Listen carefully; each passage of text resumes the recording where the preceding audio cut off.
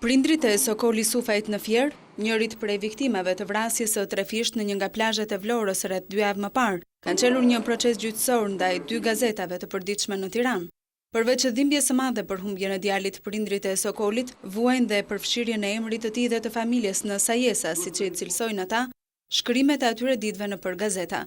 Babai i Sokoli Sufajt tregon se familja nuk ka patur kur konflikte me askënd dhe jo më hasmëri, siç është shkruar në gazeta.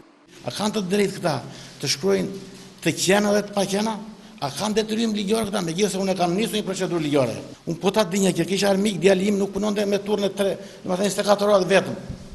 Anës detit. Edhe nëna e tij Meslotësh kërkon kapjen e autorit të dytë të ngjarjes së rëndë dhe vendosjen në vend të nderit të familjes së saj. Të më hedhësh mua bart mbi familjen time, këtë nuk mund, nuk e përballoj dot.